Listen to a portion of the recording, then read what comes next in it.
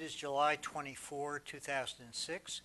This is another in the series of interviews for the Brendan T. Byrne Archive Project of the Rutgers Program on the Governor.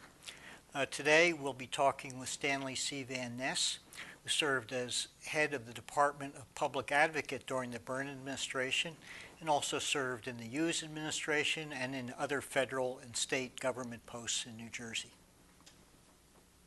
Stanley, before we get into your recollections of the various governors that you've served and your other roles in New Jersey, I'd like you to reflect a bit about New Jersey now and when you started out as a young person in the state. What's changed about New Jersey? What for the good and what for the worse? Well, I think that the biggest thing that's changed for the worse is the personalization of politics. I recall when I first went to work with Dick Hughes, I was amazed to see that the Republicans and Democrats socialized together after sessions in which they criticized and called each other names, and so they'd go and have a drink at one of the watering holes or other. And I remember Dick Hughes having Hap Farley and what was the senator from Cape May that ran against Brendan B. Sandman. And they were up there and they were complaining about something Dick had said in the newspapers about him at the Philadelphia Inquirer, particularly, as I recall that. And Dick would say, well, you know what these newspapers say? He said, you know, have another scotch, something like that. And in a couple of minutes, they were all buddy-buddy and I guess all set for the next Monday, anyhow.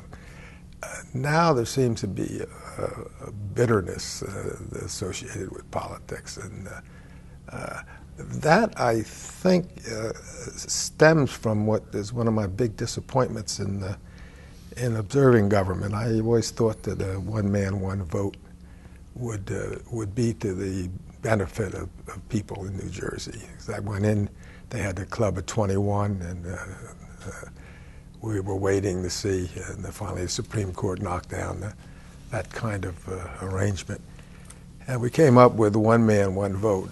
And now that's translated in New Jersey into one man and 10 or 15 blocks of his constituents and one vote. And I think it's tend to balkanize politics and make people not responsive to any kind of overall community concerns, but to their own constituents. I may be overstating the case, but I think that there's certainly a strong tendency towards that. And I think what comes out of that is me and mine and the hell with the rest of you. Mm-hmm. Yeah. Of course, in the old days, though, the county chairs and the behind-the-scenes bosses had much more an influential role. Things were probably a little bit more organized and easier to understand. Do you somehow miss a little bit of that? I miss that in ways. You know, when I was counsel to Dick Hughes, it was possible to make 4 or 5 phone calls and arrange what was going to happen in the General Assembly without peradventure. And I'm sure that's not the case now because these people have no strong county leadership. And there was a price that was paid. There were things that were given away. I think that if you look at Dick Hughes' record, you'll find that his appointments to the prosecutor's offices might have been influenced by what county chairmen thought was about. I don't think that was so with judges, but I think with the prosecutor's office there was an influence over the appointments that may not have been totally healthy. But in terms of getting legislation passed, which was what we were concerned about, you could get pretty progressive legislation passed through the efforts of some pretty old-fashioned county leaders that they would go along, and of course their legislators would go along. So it was an easier, more organized way of doing it. but I don't think it was that bad. What about other changes? You grew up in Somerville. Yeah. Smaller town then, not terribly, I guess, larger now, but still a different place than it used to be. Yeah, I think it is. Yeah. And then you also had a very significant role in opening up some of the suburbs in New Jersey as a public advocate through the low-income housing litigation. Is this overall a good thing, or do you have, again, some reservations? It would be if it had worked like we thought it would. Actually, when we took that case on, Judy Yaskin, who was my first assistant at the time, we discussed whether it was a good idea.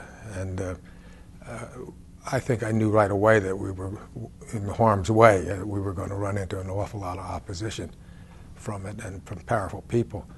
But we thought that it might be the equivalent of a Brown v. Board in terms of opening the suburbs and not allowing people to run away from the problem. It sounds that way, and in some instances it's worked that way, but it hasn't had the overall impact that I would have hoped. What do you think are the continuing problems with affordable housing? Well, I think it's even affordable housing is beyond the range of many of the poor people. They can't go out. They don't have the jobs available to them. They may even have the desire not to be included in affordable housing in some suburb. I may have miscalculated on that score. I talked to people from the NACP then and more recently, and there was a strong feeling that there are a lot of people that don't want to go out there, that they want to rebuild the cities and they don't want to be spread all over Morris County. So I think there's psychological and there financial reasons why it just hasn't done what I hoped it would do. And I don't know whether it's good or bad, but it's different.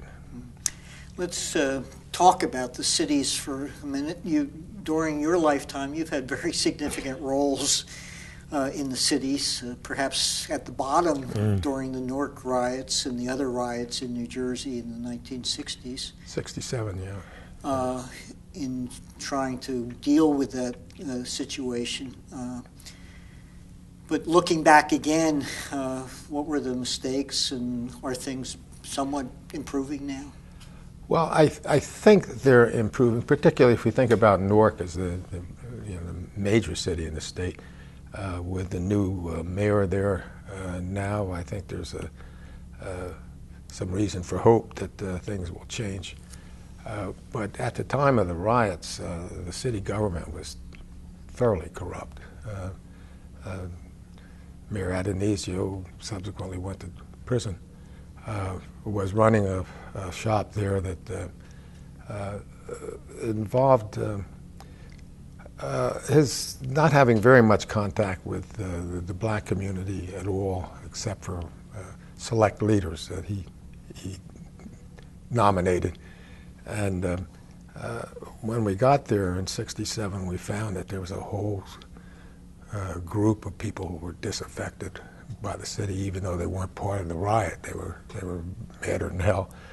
And I think that probably is improved now. Yeah. I don't think he would see a repeat of that anytime soon.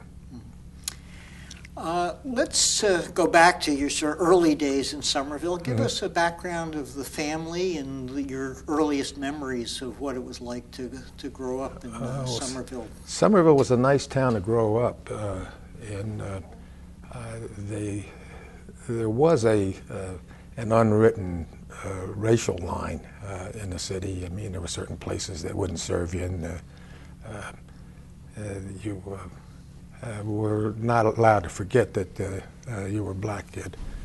And except where I actually grew up in the neighborhood, there were,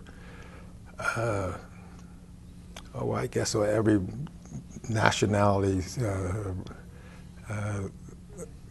represented. The only thing we had in common, we were all poor. And I think we built good friendships even over the racial divide. And we kind of separated ourselves from what went on the other side of town, where all the very wealthy people lived, and there were some very wealthy people in Somerville at that time. I went to Somerville High School.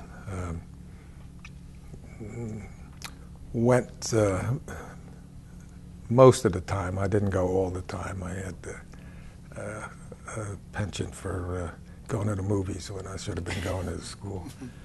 But when I left there, my mother and father, who had separated and divorced, I was living with my mother, and then she got a job in Trenton, and she went down and stayed with her sister, and I stayed with my aunt the last 2 years I was in high school. And then when I got out of high school, I went down to Trenton with her. And then I became more a Trentonian than anything else, I guess. What did she do in Trenton?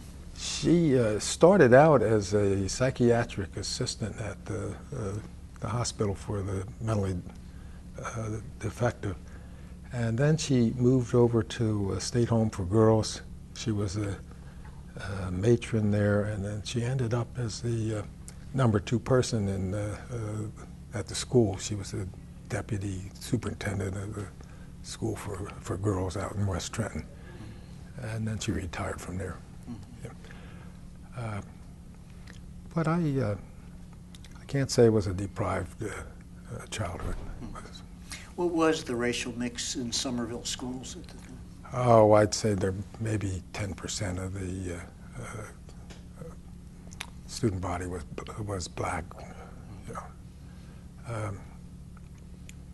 That's about it, 10%, I think. There were a lot. The population was higher, but a lot of people had not bothered to go to high school. Yeah. And one of your classmates would later have a indirect connection with Brendan Byrne. Do you want to talk about that? Oh, well, Ray Bateman, his wife and I were in kindergarten, went through right through high school together in the same homeroom because of the initials, I guess. And Ray was a few years older, I guess about 3 or 4 years older. And I knew Ray. We used to play football at Somerville. We kind of overlapped a little bit. I think he was leaving when I just came in. Yeah, Ray still remains a very good friend. As you're in high school, did you always have the thought that you were going to go on to college, or was that something that came, later? That came later, really. I had a teacher in Somerville High School, Mrs. Meredith. She was an English teacher, and she took an interest in me. She thought I had some smarts. And she had arranged, she took me down to Rutgers when I was a junior, and met with some people down there, and I guess I had taken SATs and what passed for SATs in those days.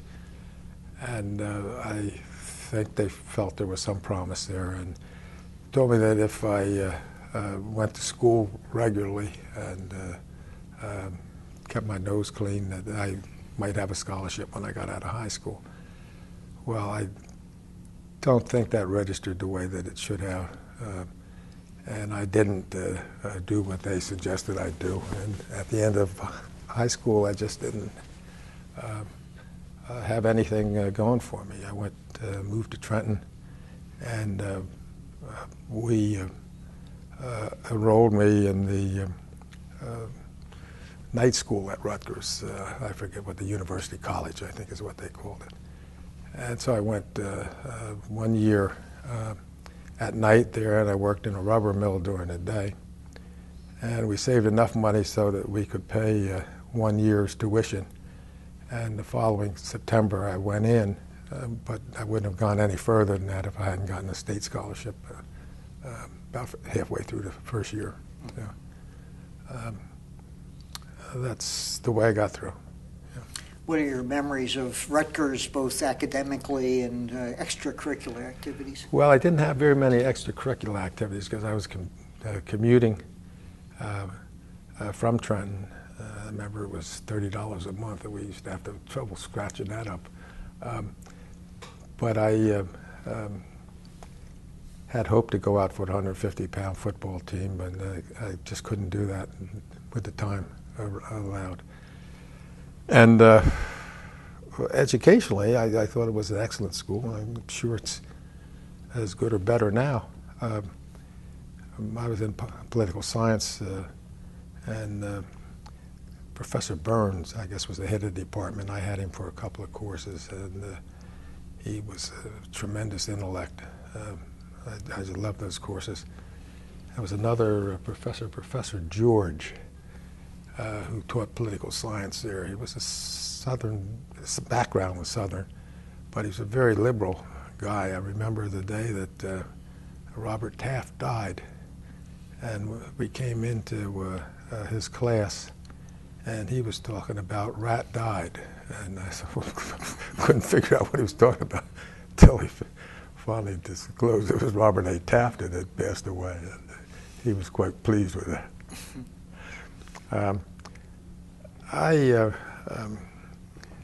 By that time, I was thinking about maybe a military career, and I had to double up on the ROTC courses. I had to double up on a number of courses because I was really trying to get through in 3.5 years. I had a half year's credit, and so we used to meet in little Quonset huts down here on the bank of the Raritan, which is now long since changed, and there are all kinds of buildings around where we used to find open spaces. But it was an excellent education. I was pleased with it. Now, as you end your college career, did you plan immediately for a military career because of your ROTC sort of obligation? Yeah, and I really thought that I had a cousin who was going out with a military officer down at Fort Dix, and he was really a fine guy, and actually ended up as a lieutenant general. Passed away a few years ago. But we liked Jimmy so much that we thought that was the kind of thing to emulate. And I thought I'd go in the service and make a career out of it. And might have if I hadn't got married first time. My wife was not happy at all. By then I was flying with the Military Transport Service, and I was out of the country 2/3 of the time. And I guess it wasn't a very good arrangement for a wife, and then with a wife and baby. So I got out in 1960 after 5 years. Talk more about your Air Force career and what you did. Oh, I was a navigator for Military Transport Service, as I said. And it was sort of like airborne ops man. We carried cargo all over the world. I've been, I guess, everywhere except the very far east. I went the Arctic on trips, and I went to Antarctica on the temporary duty assignment out of New Zealand.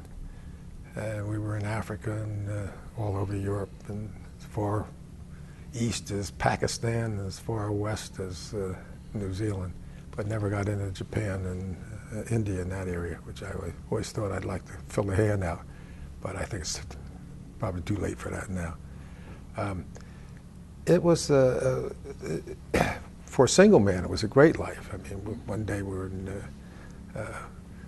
Madrid, Spain, and the next day we were in Athens, Greece, and Naples, Italy. It was a lot of fun, but when I got married and I had responsibilities at home, it started to nag at me, and then there were a few incidents in the military that caused me to have second thoughts about a military career anyhow. I remember we were sent out on a Christmas Eve to Thule, Greenland, on a trip. And I said, well, we're going to miss Christmas, but we'll be home for New Year's. And we got to Thule and we delivered whatever it was we were delivering. And we were told that we were going to go to Rhine, Main, Germany. And it was right at the end of the year, and the group commander was trying to set a record for hours flown, and we would have been part of that record. So they sent us from Thule, Greenland to Rhine, Main, Germany with a footlocker on board. It was 15 hours in a C-124, and I kind of thought that was a little ridiculous. We got home, I think it was about 11 o'clock on New Year's Day. And there were some other things that bothered me. But frankly, I got a little nervous. We had a couple of plane crashes, and people that I knew pretty well were killed in those crashes. And so I guess I started to get a little second thoughts about it too. So I was glad to get out.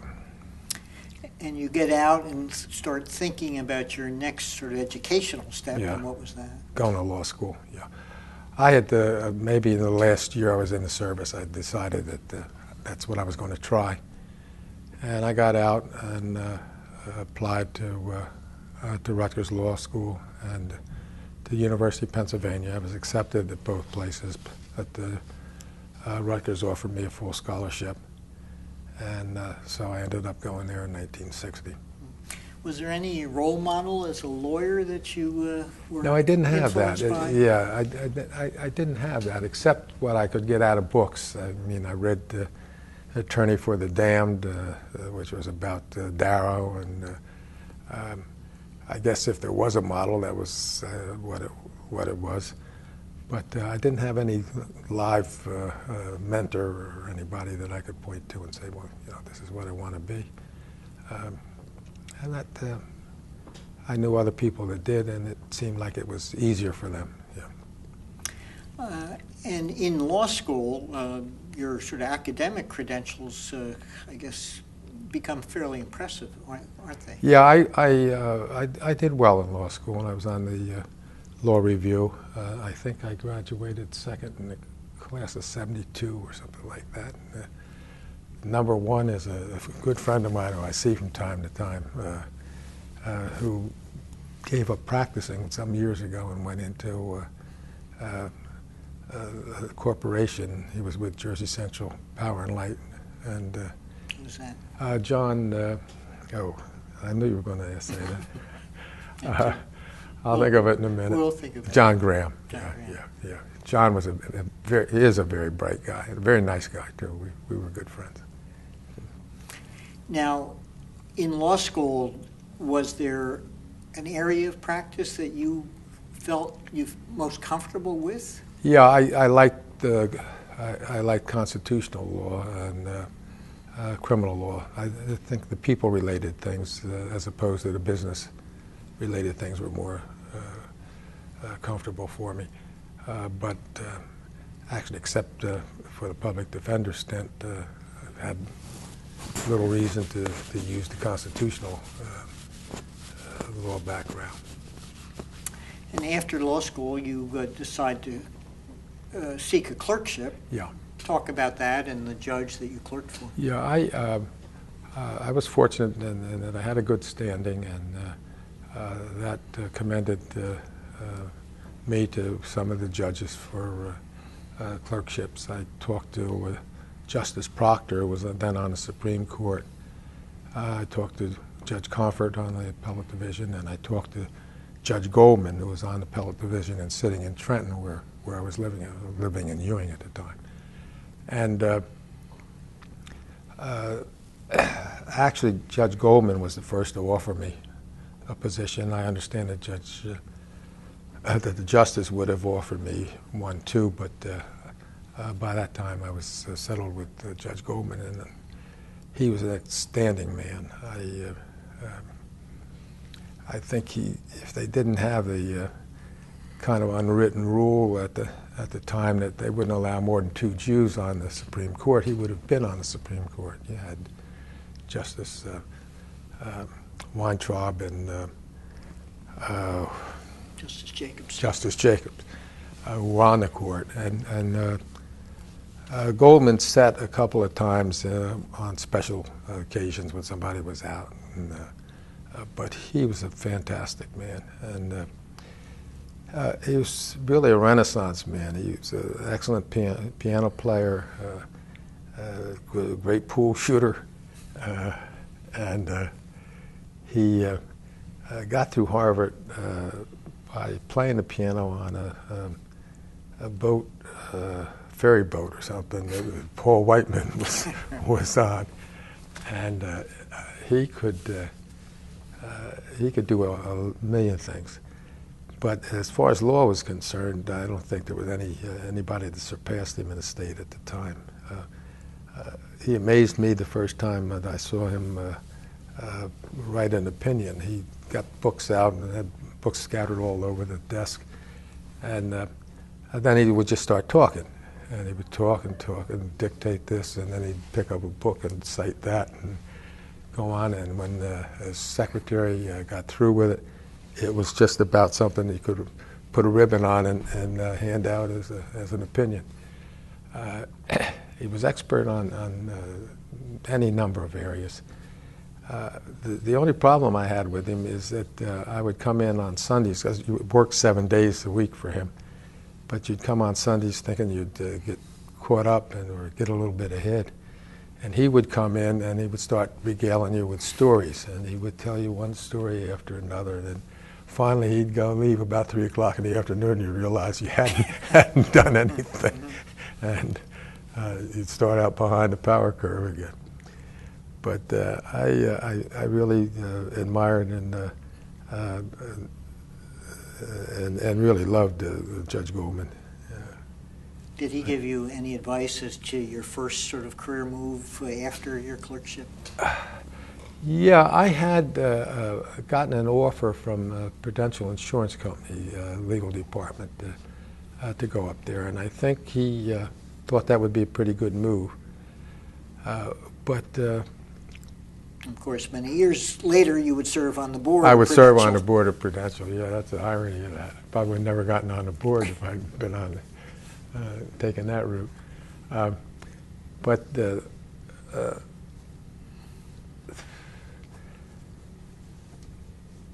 Thorne Lord, who was then the county leader of Mercer County, sent Steve Lichtenstein in to talk to me. Steve was a former clerk of Judge Goldman's too, and became a good friend. And Steve was trying to persuade me that it would be better if I would stay in Mercer County. And I said, well, you know, I've got this job. And he said, well, let's see what happens with that. And then I got an offer.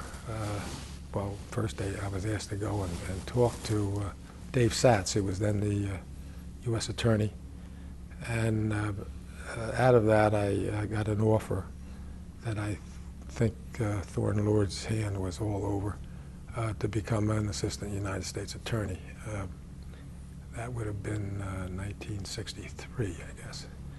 And the money wasn't as good, but it didn't involve commuting to Newark, and it did strike me as being a more interesting operation.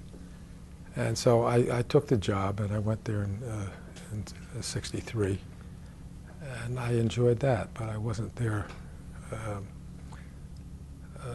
I originally gave Dave Satz a 3-year agreement, and I never honored that agreement. I left after about 2 years and went to work for Dick Hughes. What types of cases were you assigned in the U.S. Attorney's Office? The first appearance I made in court was in the Third Circuit Court of Appeals. I had inherited an appeal and wrote the brief and went down and argued. I'd been in court on calendar calls, but I'd never tried a case before I was in the Third Circuit. And that was an experience. Judge Hasty, I remember, I don't remember the names of some of the other judges, but it worked out to be a successful appeal, and I felt very good about that. I was back a couple other times at the Third Circuit. We had here in Trenton, I was working with Mark Litowitz, who was an older attorney, more experienced, but he didn't have a lot of experience in the criminal law. And we had to deal with criminal and civil cases in our vicinage. And we had handled bank robberies, had one attempted murder, and several bank robberies, theft of government property, that kind of thing. One of the most interesting things that came out of that was a fellow was killed on the reservation in Fort Dix. He was out hunting and was shot by another hunter. And there was some question that the hunter, the one that did the shooting, may really have known the other guy and had some sort of ill will towards him. And the widow was pressing the U.S. Attorney's Office to bring an indictment against this guy.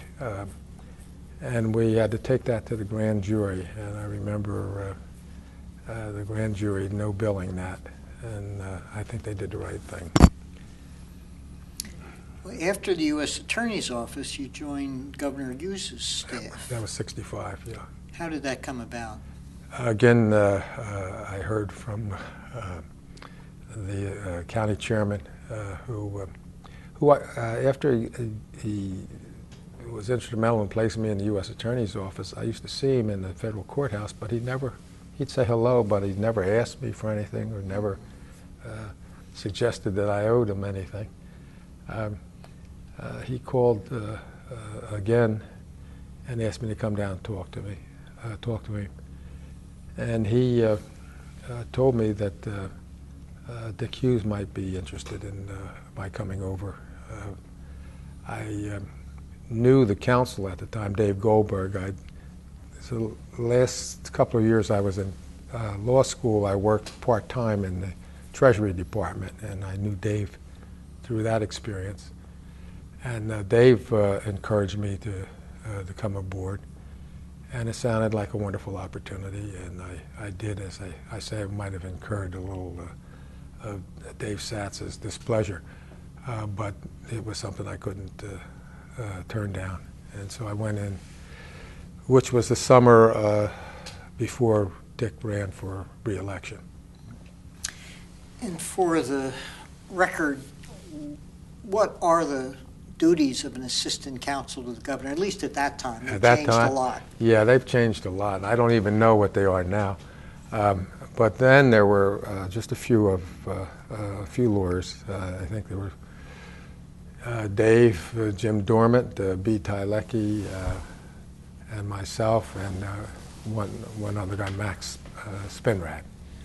That was the governor's counsel's office. We were charged with the duty of drafting legislation that supported his program, the governor's program, and seeing it through both houses of the legislature.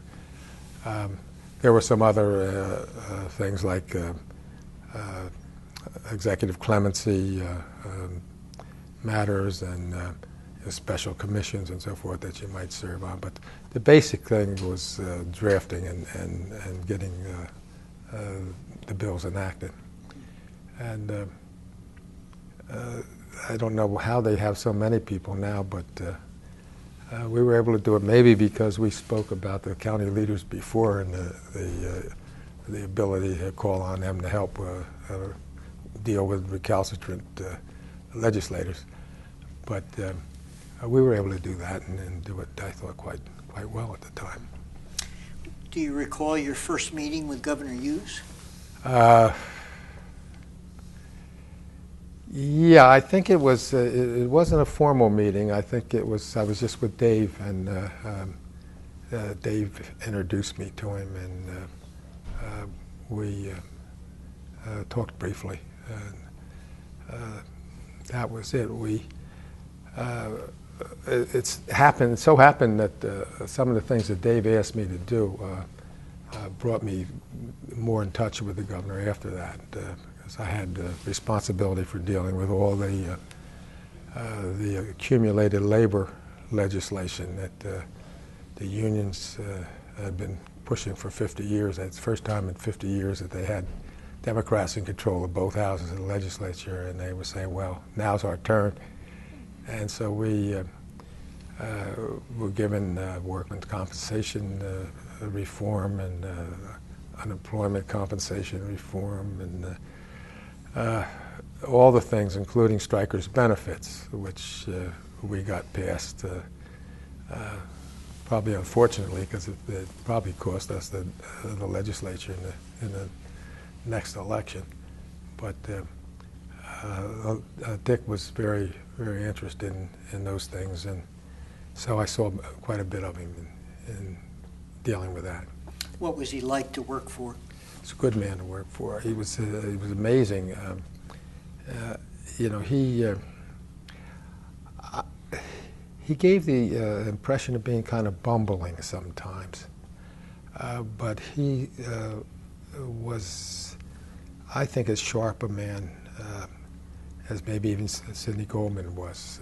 I remember we had one incident or one episode involving the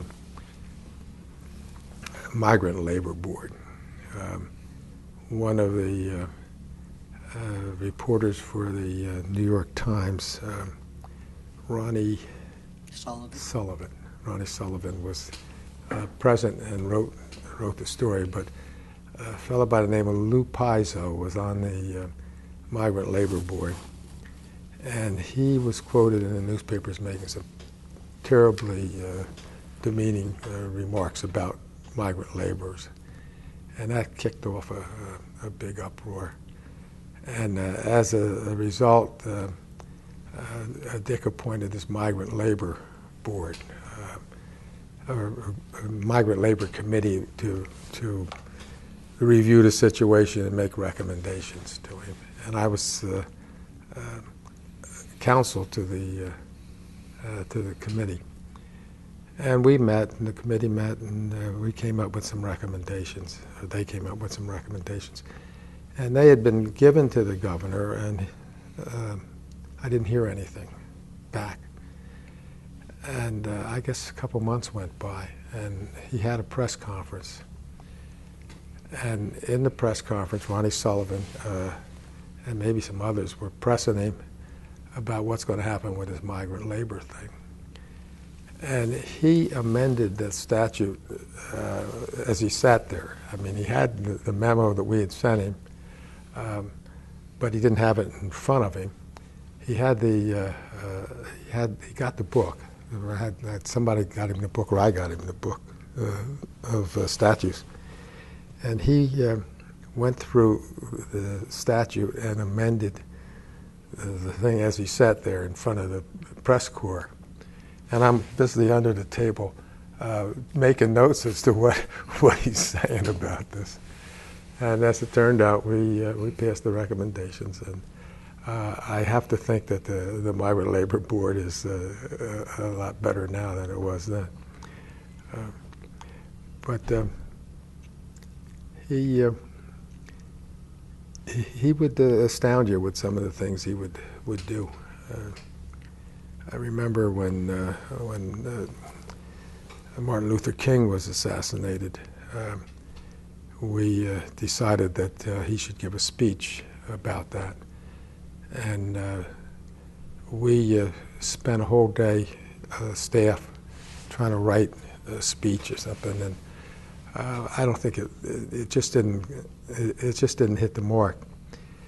At the end of the day, he was getting ready to go, and he asked for it, and we gave him what we had, and we told him that maybe there was better things that could be said. The next morning, about 7 o'clock in the morning, I got a call from Governor Hughes, who asked me to come up to Morven. I was living in Lawrenceville at the time; it was not that far to go. When I got up there, he was in the den, and he had obviously been up most of the night. He had balls of yellow pool scrap all over the place.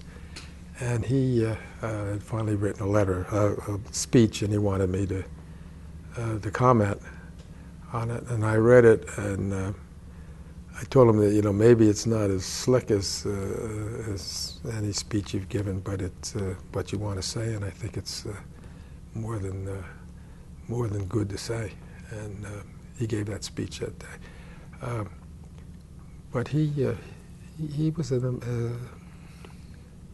really a miraculous kind of fellow.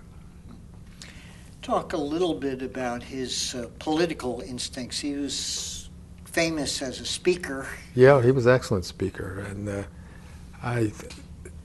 you know, the one thing before I said that the biggest thing that amazed me about Dick Hughes was ability to remember people. I don't think if he met you that he would ever forget you. And I saw an example of that in that, I guess it was when Minor came back to try and succeed Hughes in running against Cahill. I was at a fundraising affair up in Orange or East Orange or something like that. And Dick Hughes came in place of Minor, and he knew just about everybody in the crowd. He walked through the crowd, he was this and that. And finally, when Minor arrived, he went through the crowd throwing this kind of dead fish in people's hands and out the door. And the contrast was amazing. And the result of the election was not too surprising either. Any other anecdotes about Governor Hughes as when you were an assistant counsel, when you still had at least Dave Goldberg, I guess, to work through? Yeah, and well, not have the direct contact. Well, this is one story that I have told a few times.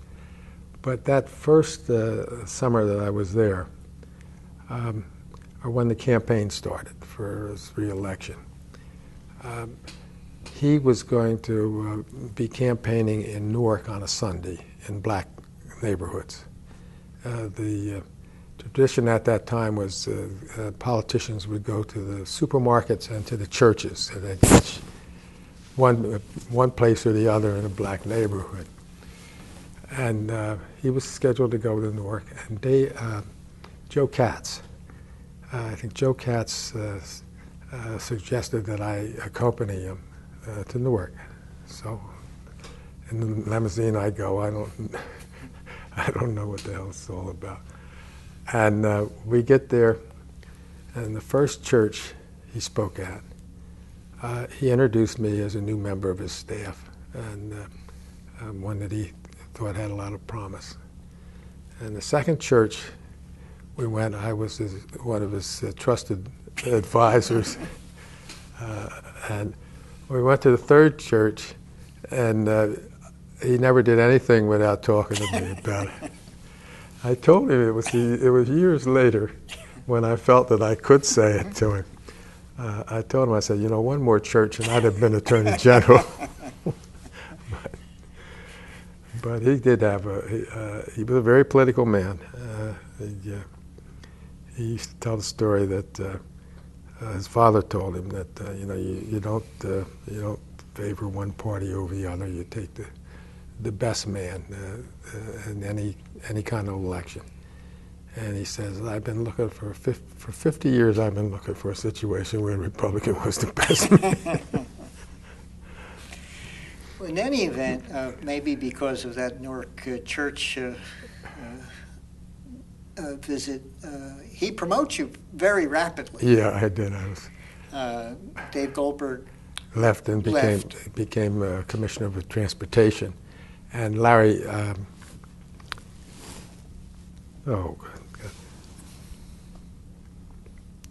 Larry, I can't think of his last name.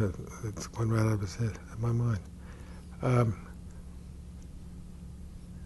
Well, his secretary became counsel for a time, and then I succeeded him, Larry Builder. No. Yeah, and I succeeded Larry. It was in 1967. In fact, I was supposed to be sworn in on the Friday of the week that the riots began in Newark on a Wednesday. And again, it was Joe Katz that chased me up to Newark to be with the governor, and I got there on, I guess, Thursday night, and was there until Sunday night, Monday morning. I guess, I don't know when it was, really.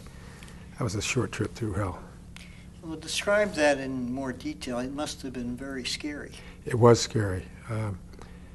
When I got there, I think the governor had made the speech to virtually taken over control of the whole thing and kind of pushed Adonisio aside, which was a good move because the people weren't responding to Adonisio at all. I went out. We were looking for some people that we could start talking to that might be able to calm things down. And we were looking for a guy that I had been in the U.S. Attorney's office with, who was then counsel to the Poverty Agency in Newark. And I was in a car with a black colonel from the National Guard. I think I don't know whether he was, he may have been a minister, and with Ray Brown. And we were going through the Central Ward, and we were going down some little narrow street, and there was a fire truck in front of us. And all of a sudden, the colonel was driving, all of a sudden he slammed the brakes on and started backing up, and the fire truck was backing up, and people were throwing Molotov cocktails off the roofs at the fire truck. And that was my introduction to what went on there. We were out on, we finally got people together about 3 o'clock the following morning. This must have been Friday night. It was a Friday night, because it was Saturday when we met with Tim Still, and he was the president of the Poverty Agency, and a number of his associates at his house, I think, in or his apartment, and on the Colonnade. It was in the Colonnades, I think. And Dick met with these people. I guess it'd been 3 or 4 o'clock in the morning, and as a result of the meeting, they agreed to go out and try to calm people down. And the next morning, it was about the same morning, about 8 o'clock, I was down at City Hall talking to a group of people that they had rounded up and sent down there that were going to go out and talk to the people in the community to see if they could establish some calm. And we got there, and the doors were locked. The mayor hadn't arranged to have the doors open at the City Hall, but with contact with Dick Hughes and back and forth, and we finally got in and got these people out. And they did go out. They put green on it. There was a bilious green armband that they'd gotten somewhere, a bunch of them, and they put them around their arms to identify themselves, and they went out. And then I met with them that night, 7, 8 o'clock at night, I guess it was, over by the where the Star Ledger was then. It's a different place now, but we met, I think, in the Star Ledger building, and they reported what they had done, and things were calming down. And we came out of the building, and there was some guy on the roof that was shooting at the state policemen, and they were shooting back, and the bullets were going over top our heads as we were coming out. I remember getting on my hands and knees, and probably my belly at the time.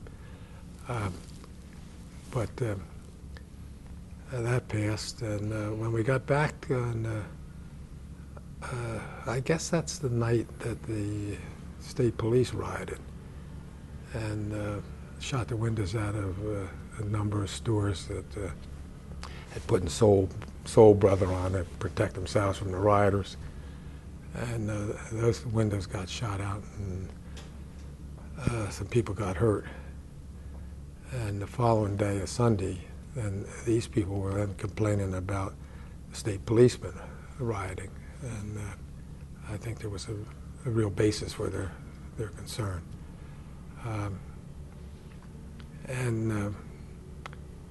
Throughout that time, I guess it was Paul Oversocker and myself on one side, and the Attorney General, Arthur Sills, and maybe Larry Belder on the other, in terms of what kind of approach needed to be taken. And I think Paul and I prevailed ultimately, and the governor pulled the state police out of the areas, and under the theory that if they're not there, there's nothing to shoot at, and then people will stop shooting.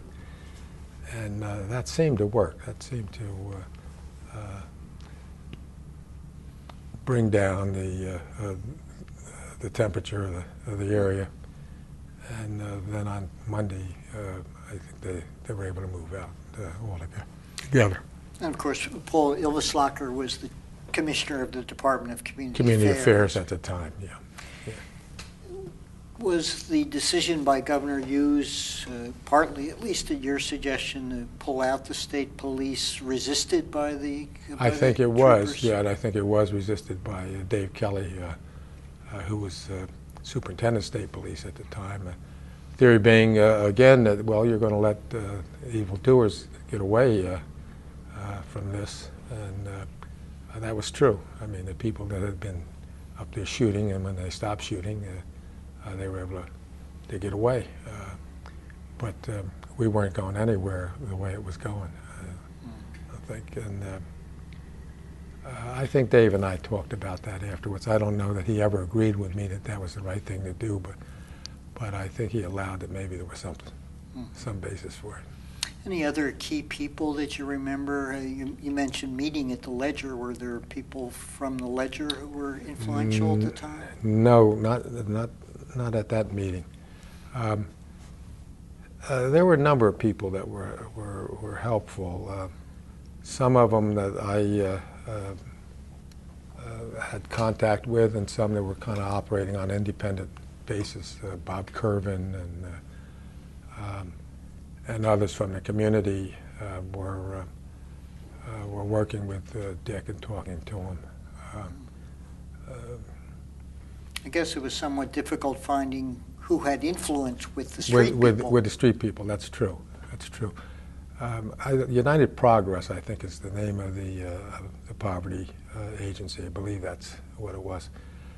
They did have some ground roots support, and they could reach out and touch people.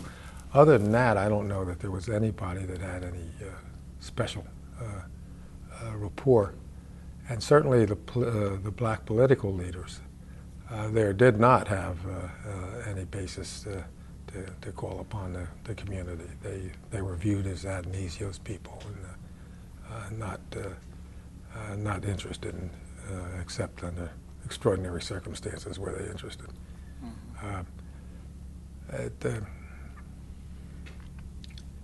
Describe more about the politics of Newark and Essex County at that point during the Newark riots. Well, Adonisio was the mayor of Newark. He was a former congressman and a war hero, and at one time looked at as somebody that really might go far in politics.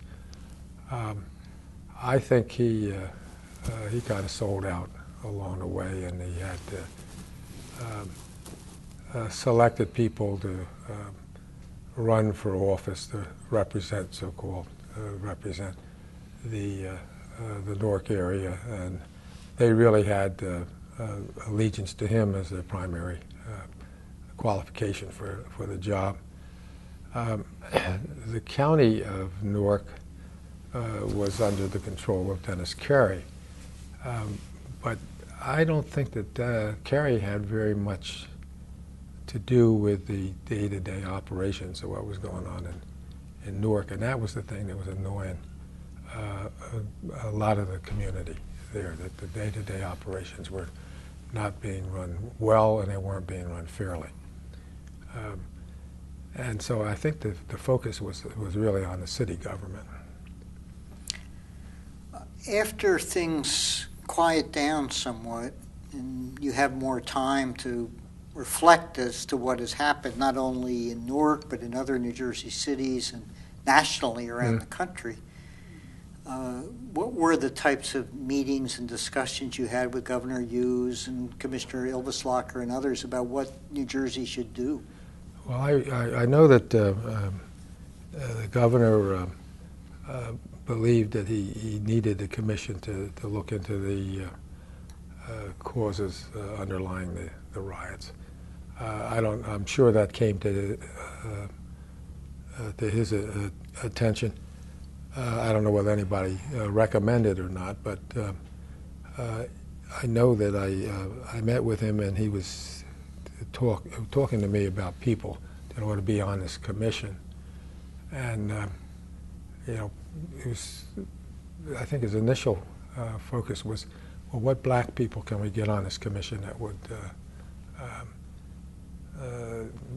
tell us what was going on? And I recall telling him that I thought that he was mistaken looking for black people, that it was not a black problem, it was a white problem, and that maybe it would be better served if this commission were composed of white people that were influential in the state. And he came up, agreed with that proposition, and the committee was chaired by, the guy was president of Bell Telephone at the time,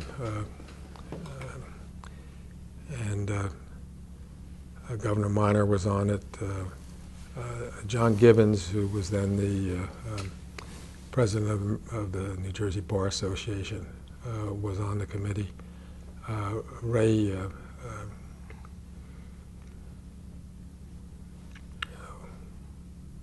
lawyer from Jersey City.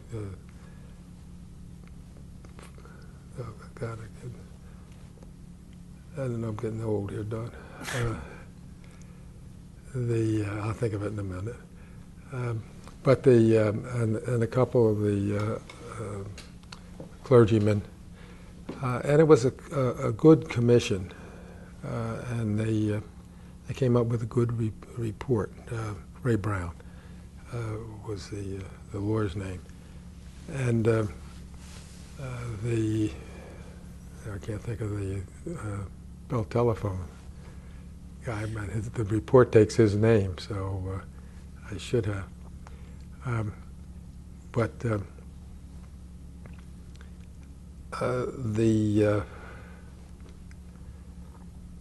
legislative program for the governor the following year was basically to enact the recommendations of that committee.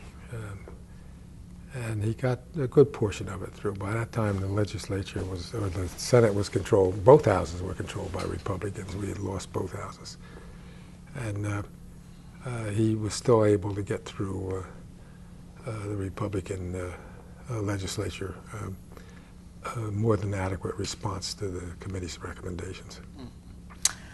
During your time as counsel, what other sort of major issues did you deal with for Governor Hughes? Well, I mentioned, the migrant labor I was assistant counsel at that time. I guess while I was counsel, it was basically dealing with the committee report on the riots that formed his agenda and consequently mine. The Meadowlands was, well, it never came to fruition during my term there. I think Joel was was counsel when they enacted that, but there were things starting and meetings going on about the Meadowlands. That's about it. I can't think of anything else that I guess that's it. Mm-hmm. And your next public role is as New Jersey Public Defender. Yeah. Describe the role of the public defender. Well, this is a program to provide poor people with representation in criminal cases. New Jersey had a long history of providing the right, but the method of providing it was less than satisfactory. They used to go through a list of attorneys, and they'd take from the top to the bottom assign Joe Blow to represent this particular defendant, and if he was a real estate lawyer, so be it. And only by then of circumstances would one get somebody who knew what they were doing, and it was at best uneven representation. The U.S. Supreme Court had ruled that they would have to provide a lawyer. They didn't say again how it was to be done, but they had to provide a lawyer. And that was impetus for a movement in the state to switch over from this appointed system to some kind of regularized system that would provide people theoretically with lawyers that were knowledgeable about the subject. And in I forget the year, but it was during the Hughes second administration that the bill was passed, creating a public defender, and Peter Murray was selected as the first public defender. This was, this was just before the riots, and Peter started this agency up and was hit by the force of the riots and all the people that were arrested during that. And he was, I think, was given $2 million to set the thing up. And after he got bombed by the riot, they gave him a second-year appropriation of about $1.7 million, and it just wouldn't work. Peter fell or jumped from the bridge over the Raritan River and was killed in '69. And I was appointed by Dick Hughes in '69 to replace him. And when I got there, I found that they didn't have money to hire outside lawyers to represent people in conflict situations. They didn't have money to pay the staff after the middle of the year. And I went back to Dick and I said, is this any way to treat a faithful servant? And Dick convened a meeting of the legislative leaders. Again, they were Republicans. And we were able to persuade them that they should give us a supplemental appropriation of a couple $1 million. And then from that point on, it was, pretty much dealing with the realities of the situation and not the impossibilities of it. I think that we were able to build a public defender system that was the best in the country at the time, and I think it probably still is. One of the things that we had that most public defender systems didn't have was an investigative arm where people could go out and work for a defendant and find out what information they could that would be beneficial to him in relation to the to the justice system. And we had a good group of investigators, and we had people who specialized in arson, people that specialized in firearms, and we could mount a responsible defense for people in many of those situations. I liked the public defender system. I really enjoyed it. Of course, in addition to your administrative and supervisory role, you also played a direct role in at least one case handled in the office. Describe that case. I was back in Somerville. It's kind of well, the way I got into it was two black men who were Muslims, black Muslims or some other kind of Muslim, but they were very suspicious of any white people on any basis. And we had originally assigned a black lawyer to represent them. And then he resigned for reasons unrelated to that representation. And we had a black investigator who was working with them. And then the investigator got a job offer to teach somewhere, and he left.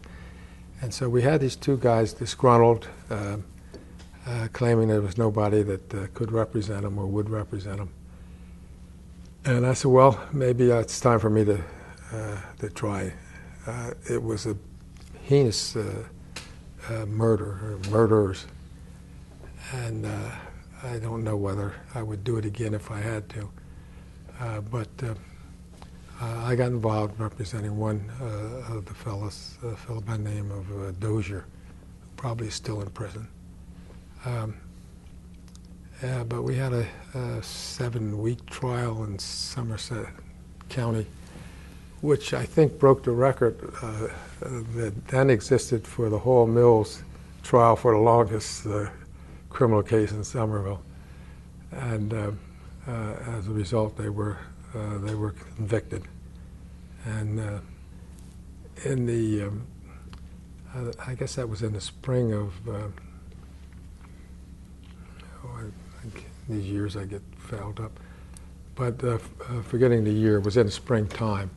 In 1971? 71 would be about right, I think. In the winter of 1970, I guess it was, we had gotten a decision from the state Supreme Court knocking down the death penalty based on the Supreme Court decision. So there was no death penalty in effect at the time they were sentenced. And the Judge Meredith, observed that if he had a death penalty option, he would have applied it in their case. But as in the absence of that, he gave them life on life. And as I say, they're still in prison, I guess.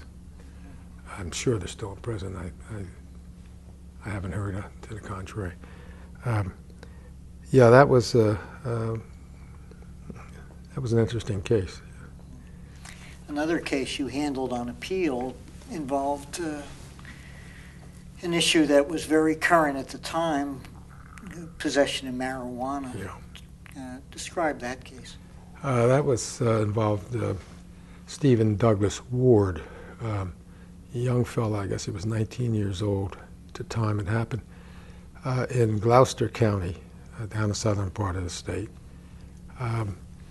He was charged and arrested for possession of marijuana, and I think the marijuana consisted of the residue inside a pipe stem. And I always thought that he was more, that the reason he was arrested had more to do with the fact that he was involved with an interracial group in Gloucester County, which at that time was very rare in a lot of places, and particularly rare in Gloucester County. But be it as it may, he was convicted, and the judge sentenced this 19-year-old kid to Trenton State Prison, not to Yardville or not to the custody of the superintendent but directly to Yard, to Trenton State Prison.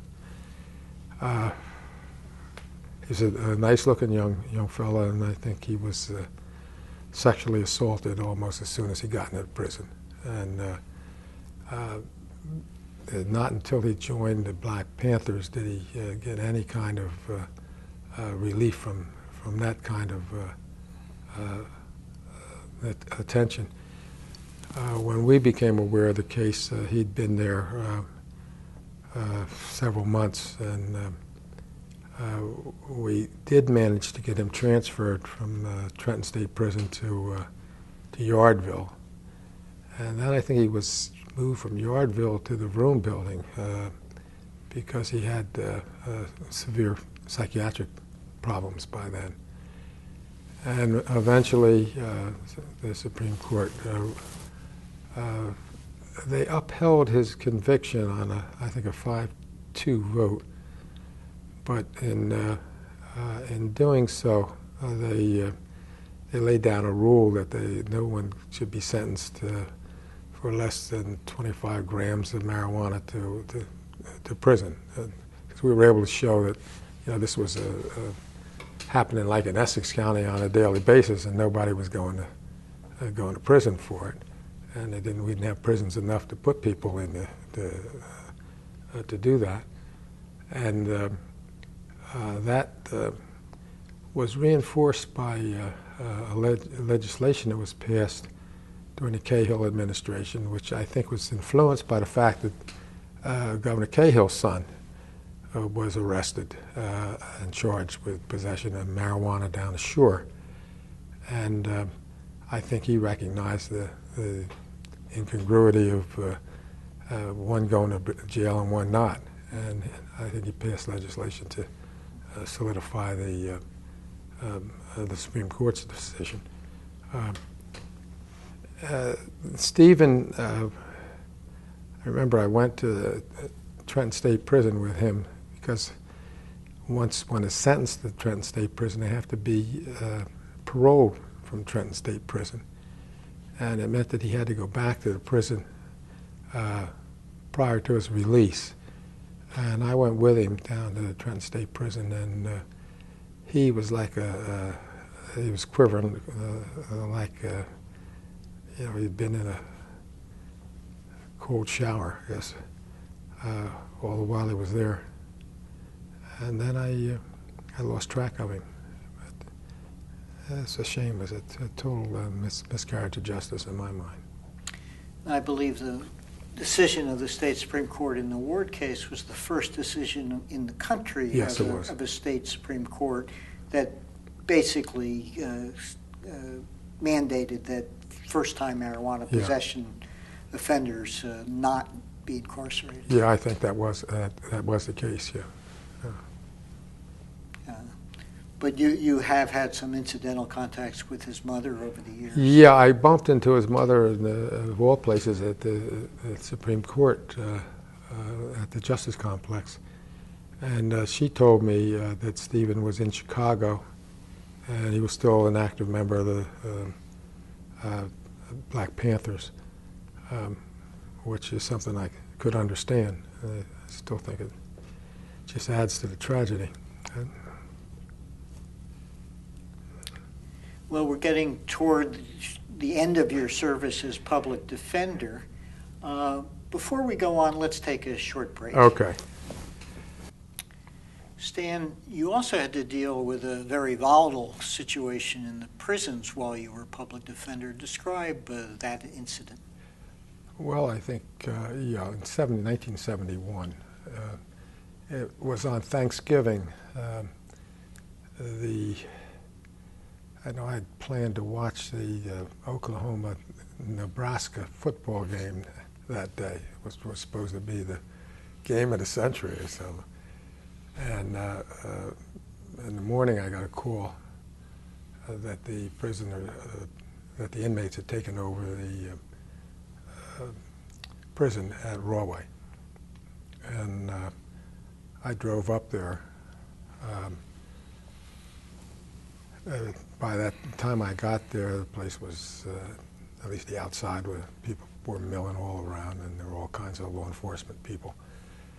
Inside the administration building, which the inmates had not taken, they had taken everything except the administration building. The state police were marshaling, and I couldn't get in. They wouldn't let me in at first until Dave Kelly, the superintendent, walked by and he saw me out there, and he let me in. And I could see these guys were all ready to go in and take the prison back. And all they needed was some word from the governor, then Governor Cahill, before they went in and physically took the prison back. And Cahill, to his credit, stopped that and started a process whereby they negotiated with the inmates, and that negotiation was taking place just up the road. There's another state institution up there for children. I don't know the name of it. I don't remember the name of it. But they were meeting there, and this went from like noon to almost midnight. They were negotiating. Part of the prisoners' demands were that they not, if they gave the prison back, that they be safeguarded from anything like had happened up at Attica about 2 months ago, where the guards and the state police had gone in and exacted all kinds of revenge and punishment against the inmates. And the governor asked me, because I was kind of hanging around at the fringes of this thing all day, would I get a group and go in to safeguard the rights of the inmates? And I said I would, and we went in, I guess, about 3 o'clock in the morning. A group, maybe half a dozen of public defenders and investigators went in. And it was then that I met Reuben Carter, Hurricane Carter, who was to become a friend and client for a long time after that. But when we went in, you could see that the water pipes were broken and no electricity, and it was cold as hell, and it was not a very pleasant sign. And there was still some activity between the guards and the inmates in terms of fighting and cussing and going on when we got in, but eventually it worked out. How much concern did you and the other attorneys have about the possibility of being taken hostages yourselves? You always have that concern when you go in there. I think at the time when we went in there that they were through taking hostages, at least for a while. I don't immediately see that as a danger, but there's other times when I've been in, sometimes with the same people that were there, that I've considered that as a possibility. Yeah. Perhaps we'll talk more about your relationship with Hurricane Carter later, but talk about his role at that time during the riot. He was more of a peacemaker at that time. He and his co-defendant, John Artist, were credited with safeguarding the area that they were housed in from the other inmates and keeping it reasonably quiet. And if there was a hero, and I don't know there was a hero at all in that situation, but he certainly performed well. In fact, he had, I guess the guy that triggered the riot, before it really went off, Reuben was trying to persuade him to quiet it down and leave it alone. But I kind of fell on deaf ears. And of course, your term as public defender expires during the Cahill administration. Yes, it does. You've had some direct contact with Governor Cahill through the situation relating to the riots. Did you expect to be reappointed? I wasn't sure. I thought there was a possibility. We were getting pretty good notice about the performance of the public defender, and I thought there might be a possibility. I don't know that Governor Hughes had anything to do with it. I know he and Governor Cahill were very, very good friends, and there may have been something said about that. But it didn't, I wasn't amazed that he reappointed me. I know he took some heat for it. I remember my hearing reappointment, there were a number of Republican senators that were less than friendly about it. And I think it may have played a role in the overall feeling they had that he was too liberal for their party and declined to renominate him. Was the criticism partly that you were too aggressive in defending the rights of the inmates? No, I think it was mainly a political thing. That, there are too many jobs in that position to have a Democrat running. And I recall that when Governor was first elected, his counsel, Pierre Garvin, who was later became member of the Supreme Court and then passed away, he asked me to provide him the names of all of our employees, which we did. And they conducted a record search for the politics. And I think they found that there were more non-registered than Republicans or Democrats, and we had a rather eclectic crew. Of course, Governor Cahill runs into some political problems in his only term in office, and surprisingly gets beaten in the gubernatorial primary. Yeah. Yeah. Were you shocked by the politics? I was. I didn't realize how well. I didn't know how the Republican Party was operating. I didn't know who was in control when that clearly indicated that in a primary the conservatives were really tough to handle.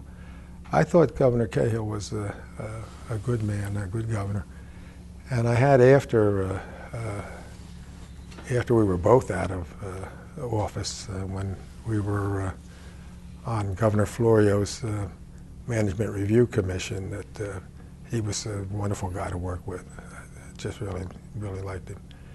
And I'm surprised that the Republicans did what they did, but that's it. Of course, in that same primary, Brendan Byrne gets the nomination for the Democratic Party after resigning from the bench. Yes. Talk about your first recollections of Brendan Byrne. When did you first meet? I met Brendan while I was with Dick Hughes. I had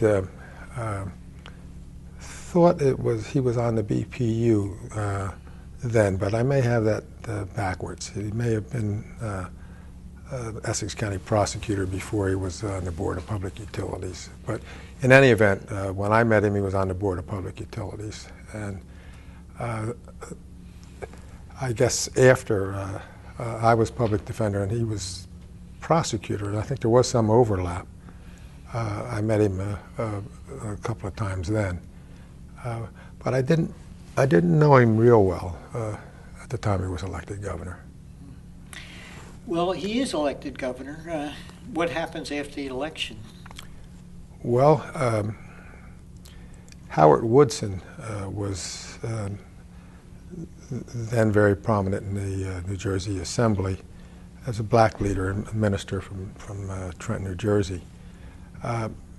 He was probably the leading black politician in the state at the time. He was pushing the governor for another member of the cabinet to be of a minority nature. And I guess Howard was to become, I don't recall exactly, but he was president of the Civil Service, I guess Commissioner of the Department of Civil Service. and he wanted Brendan Byrne to appoint someone else to be a member of his cabinet. And I think Brendan had committed to that at somewhere along the way, that they would increase the representation of blacks in the cabinet. And I was then public defender, and as I say, I think we had a pretty good reputation as the public defender. And Brendan had come up with this idea of a public advocate. And I think somehow the public defender and the public advocate ideas got married. And I was ultimately appointed as Commissioner of the Department of Public Advocate. There were a few slips and falls between the beginning and the end of that, but that's where it ended up. Describe the sort of new responsibilities of the public advocate compared to the somewhat narrower mission of the public defender. Well, I think it would best be said this was a state-financed public interest law firm. And the public interest was broadly defined to be almost anything that arose under the statutes or Constitution of the state of New Jersey or the federal Constitution. And we had specialized units that dealt with rate counsel, with mental health advocacy, with inmate advocacy, with advocacy on behalf of the developmentally disabled. And we had a public interest section that sort of oversaw the whole bunch. And we had a citizen complaint, which was like an ombudsman that heard complaints from the citizens about the operation, non-operation of state government. I think it was the only, well, I know it was the only thing of its kind in the country. There were other states that had pieces of, had a rate council or had some specialized representation, but no place in the country did they treat it all under one roof. And of course, the rate council would represent consumer interests before the Board of Public Yes. Utilities and other bodies. Yes. Were you always supportive of this sort of melding of the criminal and the civil advocacy roles, or did you think it was something that was going to be difficult to put together in practice? I didn't think that it would be that difficult to do. I didn't and don't think that there was any necessity of melding the two. I suppose the only reason it was melded was I was one and they were talking about making me the other too. And I suppose I would, if given a choice at the time, I probably would have stayed as the public defender, as to go into this kind of new thicket that I wasn't sure what was going to happen. But no, there's no reason why they should be together. But I didn't see why they couldn't function that way. Do you recall who was your first contact with the Byrne staff? I think it was Lou Caden. If not the first, certainly the one I had the most contact with at the beginning of his administration. Lou was given the responsibility of putting this public advocate thing together, and he was very helpful in dealing with some of the interests that weren't too pleased with the legislation. I remember Jim Sheeran being very vociferous in his opposition to the insurance portions of the legislation. And of course, Jim was commissioner. He was commissioner of the Department of Insurance, and I think Jim said at one time that that he was the public advocate for insurance issues, and that didn't fit with what we were doing. And I remember Lou Caden kind of resolving that dispute. And of course, Lou became Governor Burns' chief counsel. Yes. Did he discuss with you also the role of the council and your experience as counsel? No, I don't think I ever had that conversation with Lou. I think he knew what he was supposed to do. He wasn't known to be the type no, he wasn't. For advice. He wasn't asking me for anything. As the Byrne team gets put together, what were your other memories of the other key people that you came to? Well, Dick Leone, I knew from the Hughes years. He was a very bright special assistant during the Byrne years, and we weren't close, but I knew him, and you know, when Governor Byrne came in, he had a much bigger role, and I recognized that. Now, as you start to organize this new department after Governor Byrne's inauguration, what was your game plan in terms of issues? The public advocate had such broad discretion as to the types of issues you took on. I mean, how did you select what you thought was most important? Well, a lot of it was, you know, problems that were kicking around that people were complaining about, that they'd bring their complaints to you, and you could sort through those and see which ones you thought were most meaningful. Some of the stuff our lawyers might have a special interest in, and would bubble those things to the top, and you'd have to determine whether that was something you wanted to push or not. Some things just cried out for your involvement, and you couldn't ignore them. We found our plate full pretty quickly. We'll talk about some of those issues. You had a very active role in legal debate over education policy, land use and housing, beach access, welfare reform, mental health conditions, and there are many others.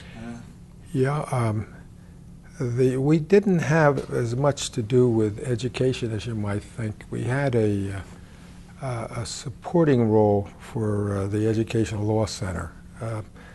One of the director of that center was a former public defender, and we knew her well. She was also a former nun. Marilyn Morehouse, yeah. And Marilyn left us and went to the center. And one of the things that we tried to do was, if somebody else was doing something, not to duplicate what was being done. But we did have a lot of contact with her, and I think offered her support in a number of ways. The housing issue came to us, I guess it was about the same time that the federal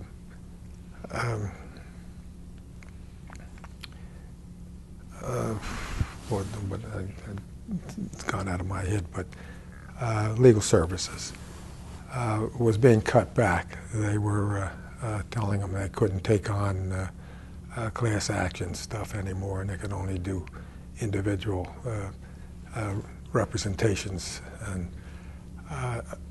two fellows from Camden County, Carl Biscayne and Ken Meisner, came to us. They asked for jobs, and they had been involved in the early stages of Mount Laurel. Actually had won the trial court decision. And they came with us at the time that was going up to the Supreme Court. And we hired them, and consequently inherited the good and bad of that representation. And I think the good outweighed the bad. But we took a lot of flack for the affordable housing bit, and it hasn't really achieved all that I had hoped that it would, but I still think it was worth doing. How about beach access? How did that come about? That was an interesting case too. The mayor of Point Pleasant or Point Pleasant Beach, I'm not sure, maybe it was the beach. He called and asked if he could come in to see me. Pete Marone, his name was. He got there, this little fella, a very nice fella. He had a woman with him, and she had moved into his town from Bayhead. Bayhead is right on the beach, and their beach was controlled by the Bayhead Civic Association or something. And when she moved from Bayhead across the street virtually to Point Pleasant Beach, she no longer could belong to this civic association. She could no longer go to the beach. And she thought that was unfair, and I think anybody who thought about it would think it was unfair. And that kind of pushed us off on a way to taking a look at the beach access. And that ultimately resulted in a historic decision. Yeah. There's still some problems down there, some that I see because I live at the beach, and others that I hear about. They still don't make enough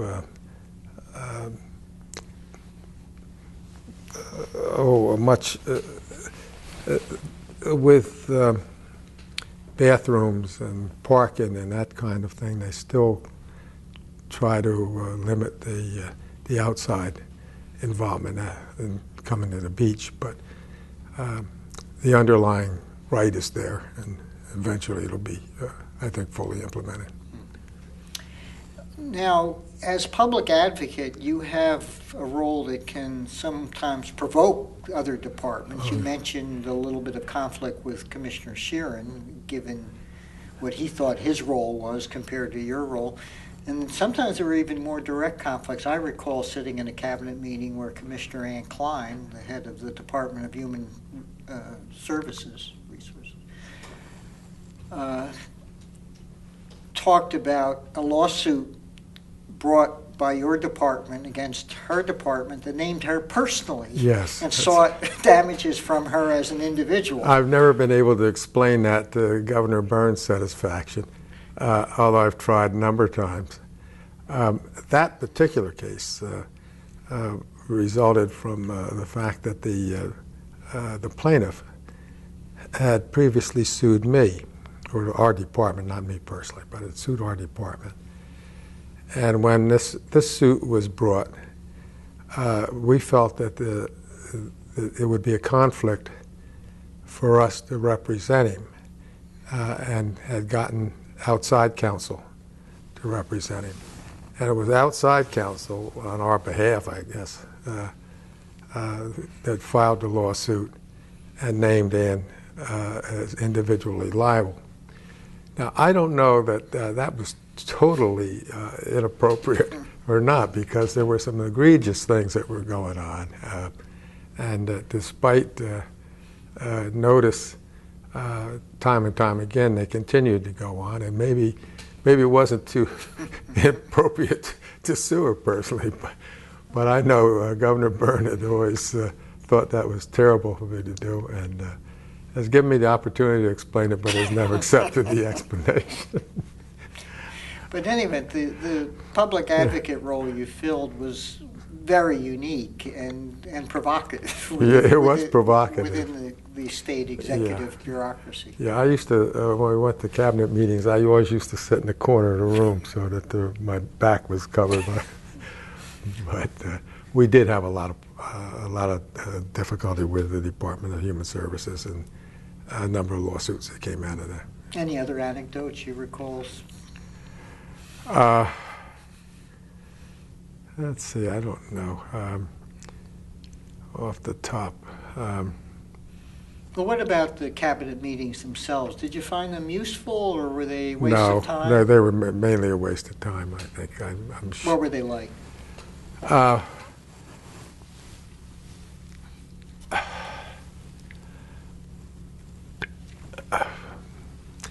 don't know how you would describe it. Not a show and tell. I mean, there were certain people that were there to talk about what they had done since they had last had a chance to talk. There were other people that were just there to pass the time because they had to be there. I don't think that anything said there influenced the actions of the governor directly. I suspect that he talked to a few people outside of the cabinet meetings, but I don't think he looked for any consensus coming out of there. How did they differ from the Hughes administration? Well, Hughes didn't have much use for his cabinet at all. But, I mean, he I don't know that he had any regular cabinet meetings. I suppose they did get together once in a while, but he would talk to Bob Burkhart and John Kervick and maybe one or two others. That's where the decisions were made. I'm sure he didn't put much stock in what came out of the cabinet. And those, I would sit in once in a while on those things when I was counsel, and I thought they were largely a waste of time. And how much direct contact did you have with Brendan Byrne at this point, as opposed to dealing through the staff, Lou Caden and the others on the governor's staff? I didn't have a lot of contact with the governor. We had an understanding at the very beginning that he was going to leave the operation of the department to us, and that he was going to take the position. He did, and he was entitled to take it. That he didn't interfere. That we were there and had an independent operation. So I think he maybe there are other reasons, but I think it was at least one of the reasons he didn't talk to me a lot. I did talk to staff, particularly about the affordable housing bit. His, I guess, Bob Mulcahy was very upset about it. He was a former mayor of Parsippany. Mendham was it? Yeah, in Morris County. I know he was extremely upset that we carried that into Morris County and sued a group of towns up there. But Brendan never said a word to me about it. It was not until we were both on the board of a Prudential Insurance Company that I really got to know him as on a one-to-one basis, and then really been very fond of him ever since. With the exception of your suing Ann Klein personally, did he ever then or since say he disagreed with the position you took as public advocate? No, he's never said that. I'm sure he did on a number of occasions disagree, but he's never told me that he disagreed. He signed a picture that he gave me, something about the courage to do what was right. So. How about your relationship with the legislature? You mentioned Howard Woodson as being extremely helpful in your original appointment. Who are the other legislators that you remember? Oh, so when I was counsel to Dick Hughes, I developed some very close relationships with Norman Tansman and Ed Craybill. Well, Ed was not in the legislature when Brendan was governor, but the Middlesex delegation and John Watson, who was from Mercer. John and I were close as brothers, really, and. I think I had a pretty good relationship with most of the Democratic legislators, a lot of whom were still there when I was public advocate. And I always got along pretty well with the legislature. And I think that was one of the things that happened to the public advocate that bothered me a bit, and that seemed to be a falling away from the legislature, and the relationships were not as close. And I think that that didn't help when hard times came along, when either budgetary questions came up or someone was moved to question some action of the public advocate. The subsequent public advocates seem not to have the cachet with the legislature that we used to enjoy. But during your period, you were taking positions on politically volatile issues like beach access and Mount Laurel and affordable housing that couldn't have been popular with legislators, particularly from the suburbs and from the shore areas. How did you deal with that? Well, I tried not to make too many people unhappy at the same time. But yeah, the legislators from Morris County, one legislator who I had always considered a very good friend told me at a budget hearing that I better put my lights on when I drove through Hunterdon County. But the significance was not lost. But yeah, there were some people that were unhappy. I think I was able to keep the majority of them at bay anyhow. Now, you mentioned possibly flippantly that you tried not to make too many people unhappy at the same time. Was that a conscious decision? Yeah, it was. It was a conscious decision. I would test the water on a number of things, and found out that maybe some issue might be put off a while before we got into it. On the assumption you had too many irons in the fire. Irons in the fire, yeah.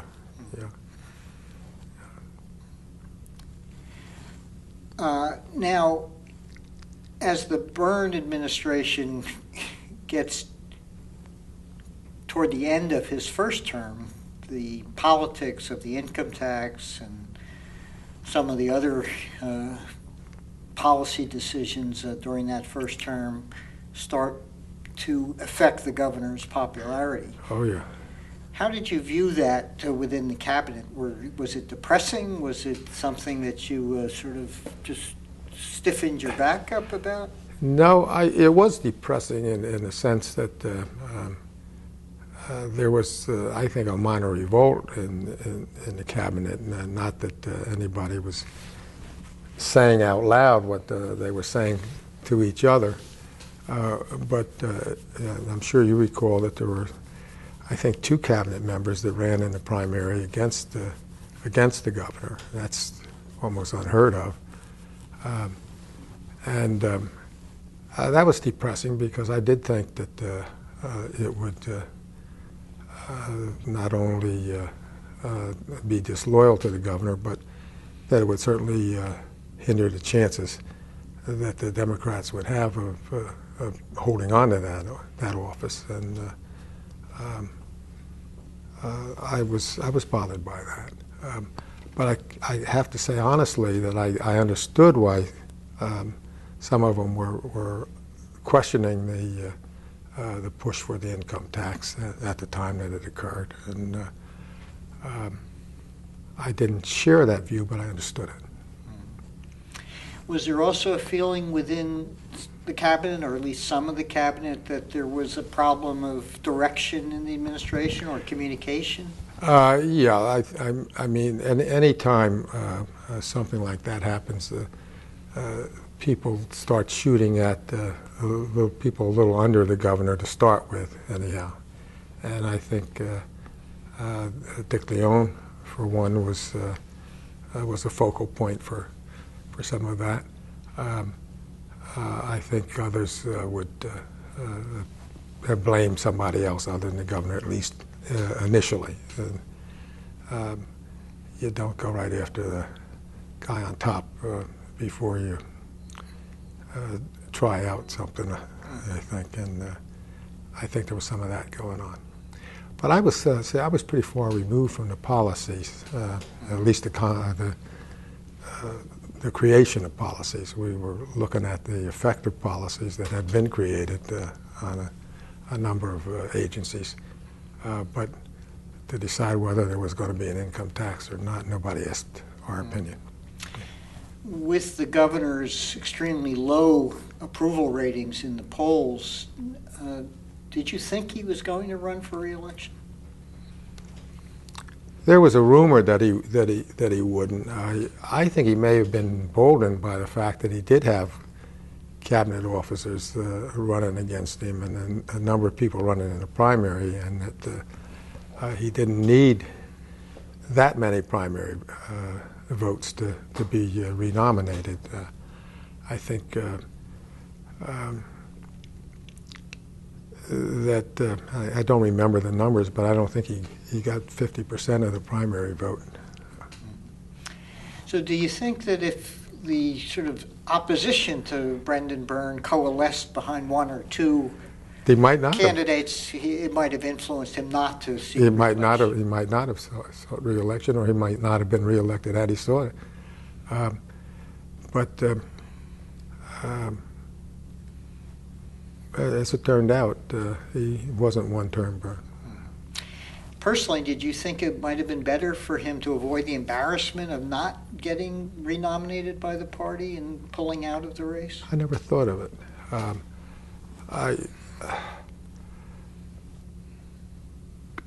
I couldn't see him really just walking away from it. But I never really I gave a lot of thought to whether he would or wouldn't. Well, in fact, he does get renominated with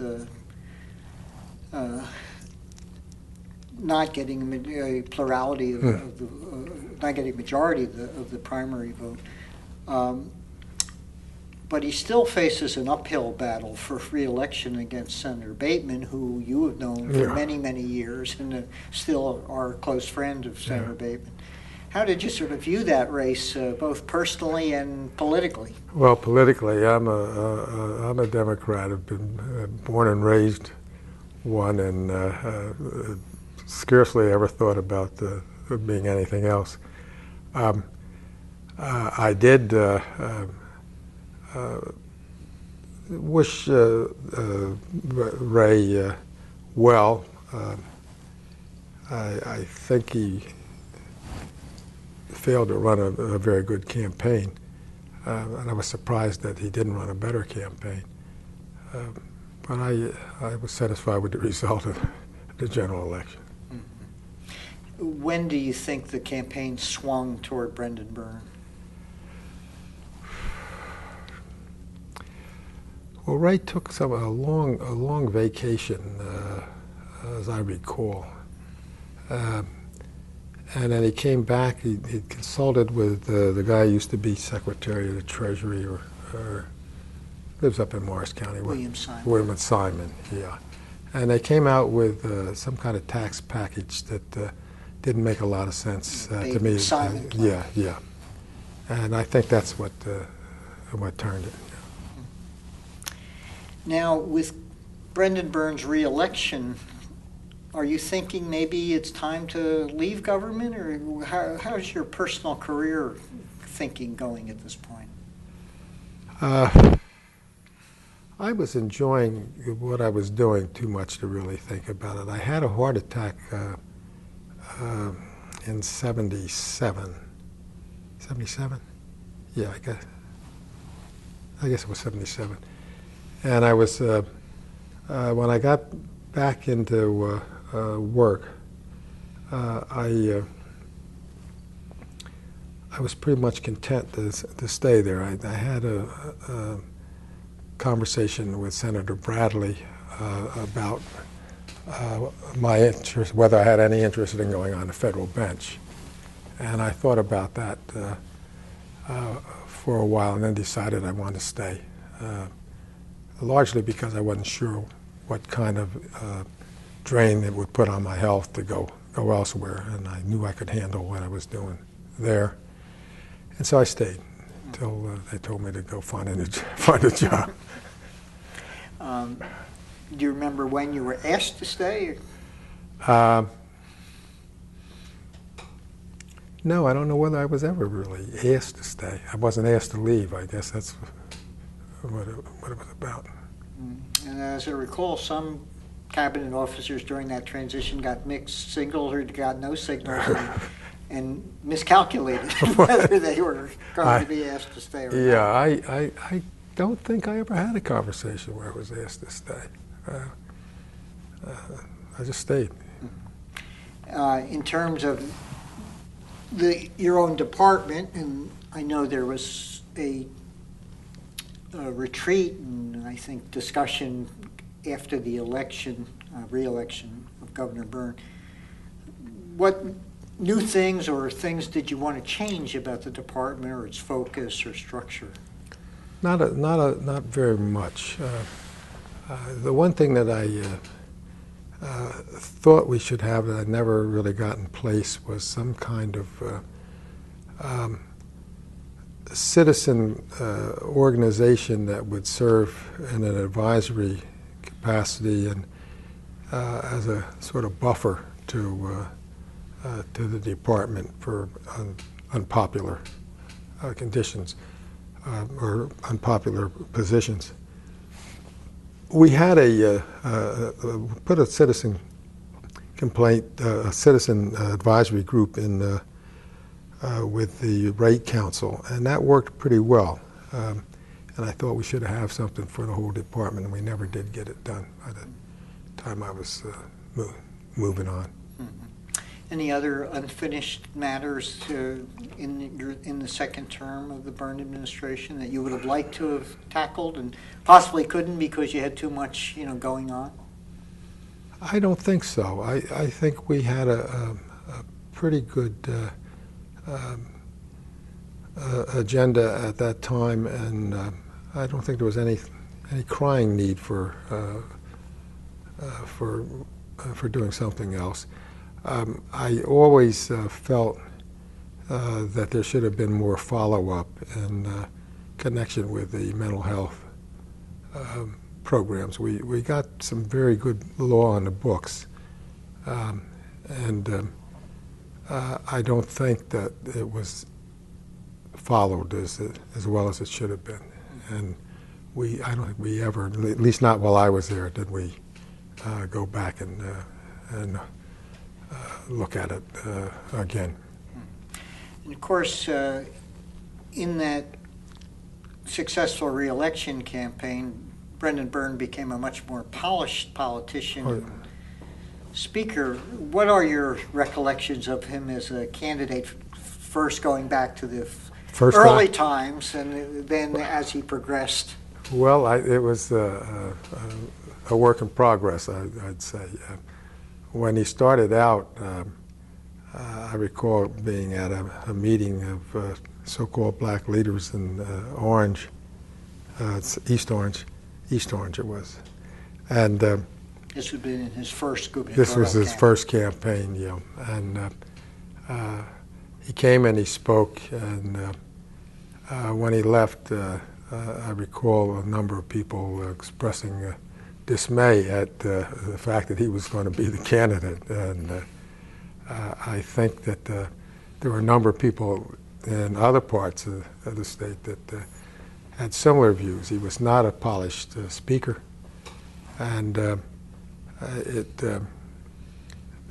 even into his first term, it was sometimes you might be a little embarrassed to hear him speak. But as he got into his second term, and certainly beyond, he's become a very fine speaker and a great humorist. And he always had a kind of self-deprecating humor, even at the beginning, and that served him in reached it, I think, as he's developed the package of speaking. And I think he's extremely good now. Of course, in the second term, the governor's office also restructures itself somewhat. There is created a chief of staff position, which may have existed informally under different names in prior administrations, but now is designated the chief of staff. There's created an Office of Policy and Planning as sort of a complement to the Office of the Governor's Council. How did those sort of reorganizations in the governor's office affect you, or how did you view them? They didn't have any direct effect on us, and I guess by that time I sort of took the position that, you know, what they did there was their business, and what we did was our business, and we didn't really have any mutual concerns.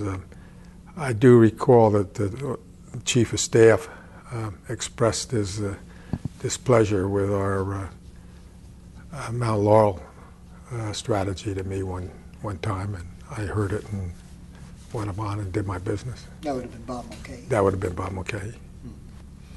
Was it easier, though, to sort of determine who the key contact points were with this restructuring, or didn't that matter either? It didn't matter that much to us, but I suppose it would have been easier for people to do that. But we didn't have that much contact with the governor's office. In terms of the other departments and the cabinet commissioners, did you find in the second term it was a little bit easier for them to understand what you were up to and what your mission was? Yeah, I think it was. And I think maybe with the possible exception of Ann, they came around to recognize that not only were we there and going to be there, but that if they used us appropriately, they could help themselves do that. I remember Woodson, who was at as I say, at civil service, welcoming a lawsuit that we filed about their examinations and whether they were reasonable examinations, whether they related to the community appropriately or not. And he used the fact that we were successful in that litigation to get more money and to go about doing things that he really wanted to do in the first place. The Commissioner of Health, I think, welcomed the activity that led us to question the nursing homes and whether nursing homes were accepting people that were on Medicaid in appropriate proportions or not. And, if my memory serves me, we actually drafted the regulations that she promulgated to impose on the nursing homes for that end. Those are two examples, and I think others, if they didn't like it, they got to the point they were more used to it, I guess. Mm-hmm. Now, as the second term progresses and Governor Byrne nears the end of his time in office, what are your considerations of what you do next personally? I didn't know what I was going to do. By that time, my wife and I had separated and ultimately divorced. I was a little bit at sea at the end of that period. I had some months as the public defender. I could stay on after Governor Kane had been elected. Because that was a fixed term. That was a fixed term, and I think it expired like in September or October of the following year. And I stayed on with Joe Rodriguez as the public advocate, and I stayed as the public defender for about 6 months after he was elected. And during that time, I kind of scared up some things. I got an invitation to teach at the Seton Hall Law School, and that's what I ultimately did for the next couple of years. Mm-hmm. And what were your sort of contacts with the incoming Kane people? Not good. Lou Thurston, who was, I guess, his first chief of staff. Lou and I have been friends for a number of years from the time he was worked in the legislature, and I was counsel to Dick Hughes, and he was, I guess, aide to Ray Bateman, and then to senator from Burlington County. Can't think of his name, but he was Senate president for a while. But Lou and I were good friends, but that didn't help me when Governor Kane was elected. In fact, I guess Lou or maybe Ray had told me that, look, you won't have to leave right away or something like that. And then I pick up newspaper and find out I was gone, public advocate.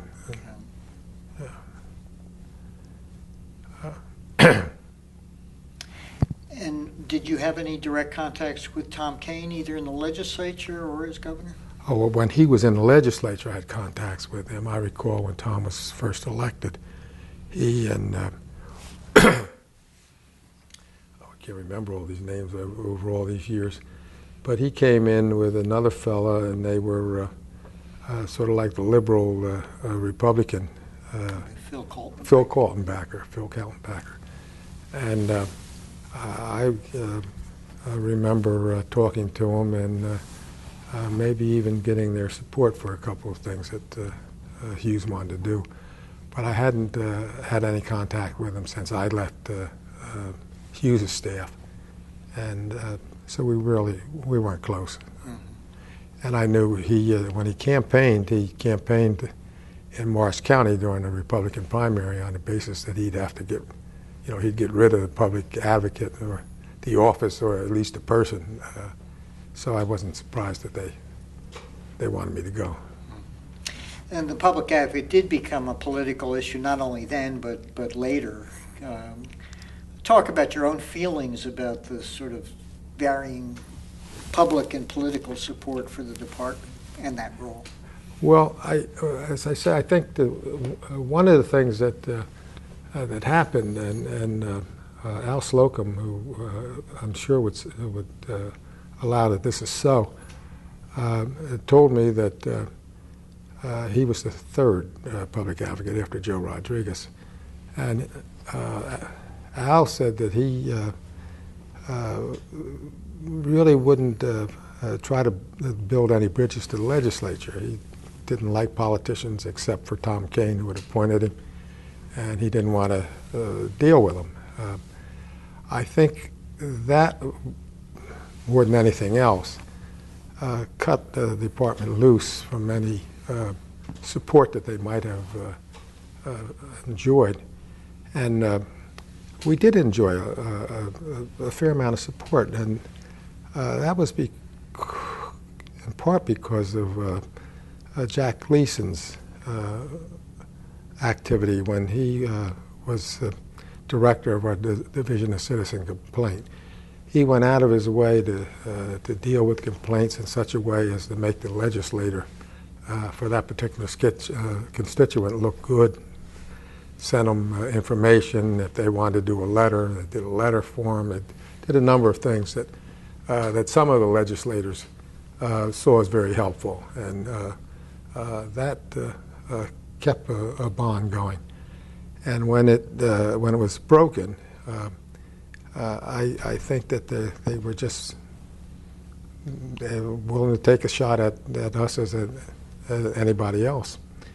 And the issues were such that you would always have somebody hollering, and if you didn't have any goodwill on your side, you could get pretty sticky. Mm-hmm. And of course, finally, during the Whitman administration, the department is abolished. Yes, it's abolished. Was there any effort by you or the old sort of public advocate people to lobby against this decision? I went out and I spoke a number of times against that activity, but nobody was particularly interested, I guess. I think it was a big mistake, and I think the state paid a pretty heavy price for that. But she was intent on doing it, and I think it was one of the first things she did, if I remember. And of course, now with Governor Corzine, we're seeing the department being recreated. Any differently, or how do you sort of see the new vision of the public advocate? I'm not sure. I think that it is going to be different, and it is different in the things that it will take on and the way that it'll take them on. I think it's a more cerebral exercise now. I see the first activity, at least the first publicized activity, was to do some kind of study of eminent domain in the state, and I think that's not a bad idea. But on the other hand, if you're the public advocate, I think that it might make more sense to pick a side and advocate it. Yeah.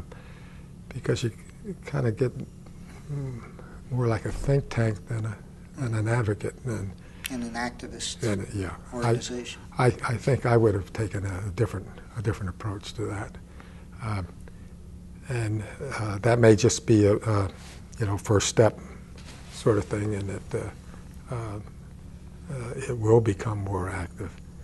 But it hasn't shown me that yet. Now, you mentioned briefly you've served on a variety of bodies since you left the position of public advocate and public defender in New Jersey. To talk a little bit about the roles you've played on commissions and task forces in government. Well, I worked for Hughes, I worked for Cahill, I worked for Brendan, and I even worked for Tom Kane for a short period of time, not by his choice, but because I had the term. When Governor Whitman was in office, I had absolutely nothing to do with government. Wasn't asked to do anything. Governor Florio asked me to chair his Management Review Commission, which I did, and we came up with, I think, some pretty good reports, and some of them are even floating around now about what do you do with sick leave and some of those issues that would save the state some money. And I thought that was a useful exercise. Since then, I've had no official role. I've worked on commissions for Governor McGreevey, on billboards, and on the motor vehicle reforms. But that's it. I haven't really done anything for Governor Corzine. Of course, you've had an active role in the private sector. Talk about that, both as a lawyer and also on boards. Well, I was on the board of Prudential Insurance Company. I was an appointment by Chief Justice Willentz, and I served on that board for 14 years, and that was some experience. I learned and appreciate a lot more about business than I knew, and I enjoyed rubbing shoulders with people like Paul Volcker and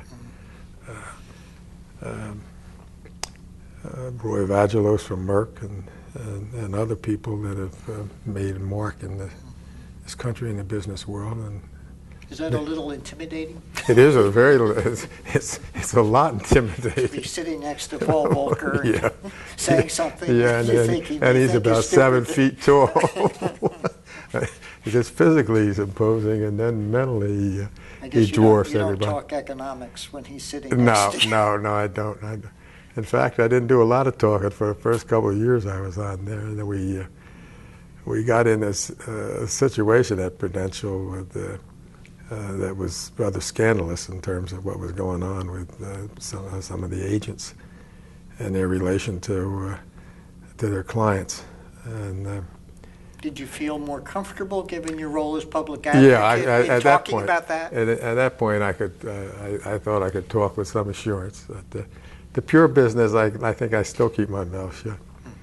And of course, Brendan Byrne was a colleague on the board. Brendan was on the board when I got there, and I recall during the height of that scandal, we were, I think we were in Florida. So they used to take us away to exotic places for board meetings once in a while, and I think this was Florida. But I know that Brendan and I were very concerned about the role that was going on in the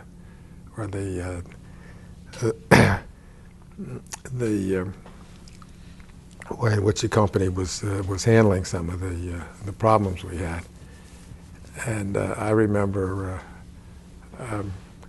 Brendan questioning the company counsel about some of these activities, and counsel said, "Well, you were there when this was happening," and Brendan had allowed it. He never agreed to this conduct and so forth. And I sat next to him. I whispered in Brendan's ear. I said, "I prefer my defense, as I wasn't here." And what was he like as a board member? Was he more vocal than you were at board meetings? Not a lot more, but Brendan had his pet areas, and when they were touched, he would speak up. I remember one of those, and this is.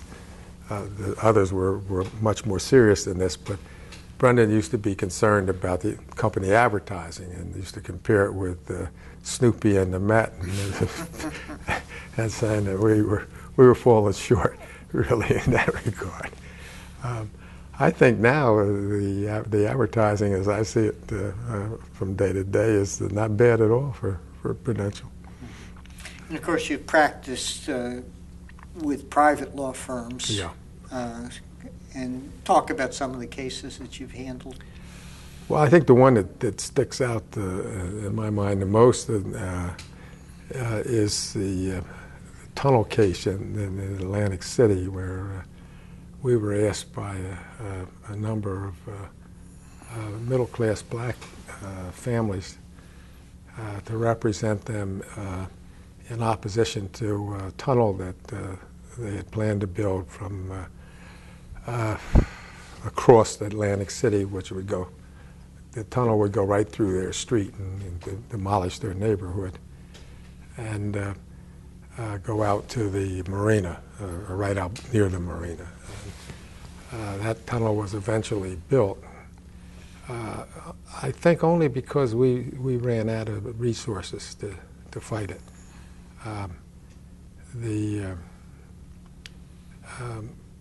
We were in the federal district court on the tunnel after we'd lost in state court on the application of the statute to redevelopment, and some of that foreshadowed the eminent domain disputes that are going on now. I don't know that we really framed it in terms of eminent domain being gone astray, but that's really what it was. And they were taking their property to give it to somebody else, and we lost it in state court. But we were in federal court on civil rights issues when we ran out of steam. Yeah. And they went on. They sweetened the pot for the eminent domain, and people got some relief, but they still lost their homes. On the broader topic of Atlantic City, looking back now, do you think it's been a success, failure, or somewhere in the middle? Somewhere in the middle. You have to be impressed when you go down there and look at some of those palaces and people coming and going. But if you go 2 blocks off the boardwalk, you still see the same things you saw before gambling ever came into Atlantic City. And in some respects, I think it's worse.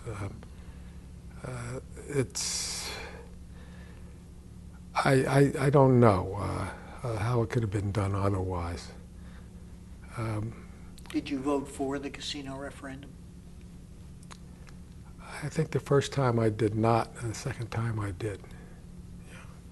I think what convinced me the second time, I was in Atlantic City with my public information guy one night, and it was in the winter, and we were walking.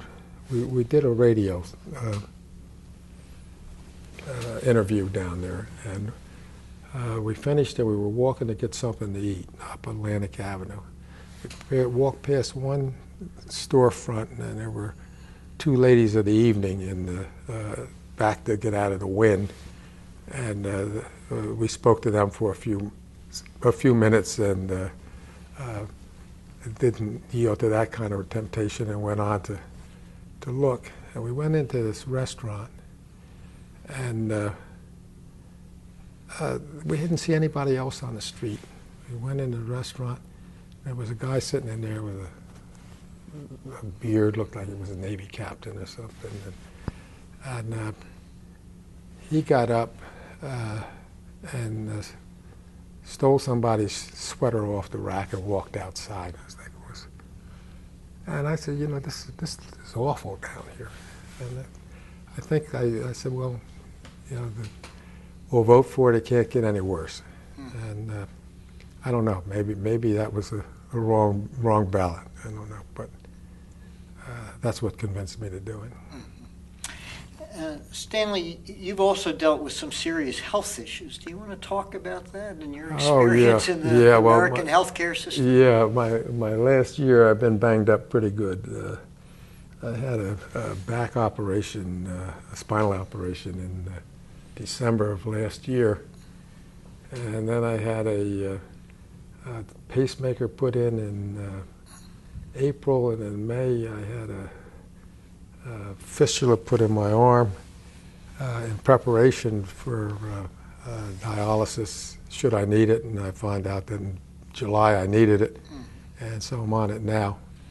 I feel a lot better. I feel better than I felt in months.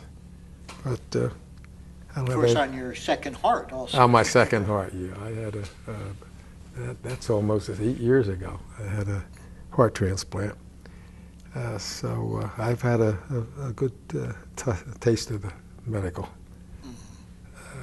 professions. I know it's so personal, but trying to sit back, looking again as a policy, do you have any sort of magic solutions to the American healthcare system, or do you think, at least in your case, it's been pretty good? I can't complain about the way I've been treated. Although I think generally I'm more concerned about the delivery of service in some economical way to all the people of this country, and those that don't have insurance. I don't know what they do. I've got enough bills to worry about, even though I've got insurance, and I kind of lean towards some kind of federalized program of health. But personally, I can't complain about the health care that I've gotten. I've gotten the very, very best of health care. Before we close, Stanley, any final thoughts about Brendan Byrne as a politician, as a person? I think as a person, he's extraordinary. We played golf until, I guess, age caught up with both of us. I don't know whether Brendan's playing or not, but I haven't played in a couple of years. But we used to play 4 or 5 times a year, and I got to know Brendan pretty well. I think he's a very decent guy. I think that's the crux of the whole thing. He's a very decent man, and that makes him a very good politician too. I wish him well, and it was a privilege to work for him.